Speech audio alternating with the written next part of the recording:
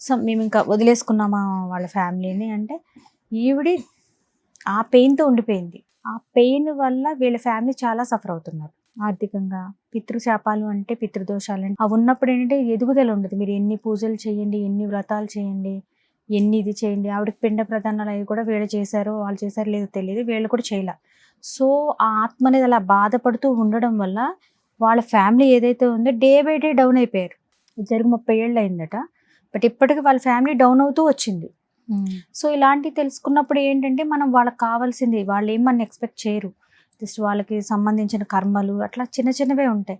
లేదా వాళ్ళు మనకు సంబంధించి ఏదైనా చిన్నది తినాలనుకుంటారు. అది మనం ప్రేమతో పెడితే వాళ్ళు శాంతిస్తారు. సో, ఆ కర్మాస్ కూడా మీ రూట్ చక్రాలో ఉండిపోయి మీ ఆరా మీద ఎఫెక్ట్ ఇస్తుంది. పూర్వీకులకి సంబంధించిన కర్మలు కూడా మన రూట్ చక్రాల్లో ఉంటాయి. ప్రతి ఒక్కళ్ళకి మీకనే కాదు, నాకనే కాదు. ఈచ్ అండ్ ఎవ్రీ పర్సన్‌కి రూట్ చక్ర బాగోవాలండి. అది బాగుంటే ఆరా కూడా చాలా బాగుంటుంది. మెటీరియలిస్టిక్ లైఫ్‌కి, భూమికి సంబంధించిన ప్రతి దానికి అది బాగోవాలి. సో, మనం ఏంటంటే దేవుడికి దండం పెట్టినా, పెట్టకపోయినా సెకండరీ. ఫస్ట్ మన పూర్వీకులు ఎవరైతే ఉంటారో వాళ్ళకి కొన్ని ఇట్లాంటి రిచువల్స్ చేయడం, వాళ్ళకి సంబంధించింది పిండ ప్రదానాలు చేయడం, ఇలాంటివి ఖచ్చితంగా చేయాలి. అది చేస్తే లైఫ్ చాలా బాగుంటుంది. మీ ఆరా కూడా చాలా ప్రొటెక్టివ్‌గా ఉంటుంది. వాళ్ళు కూడా మిమ్మల్ని ప్రొటెక్ట్ చేస్తారు.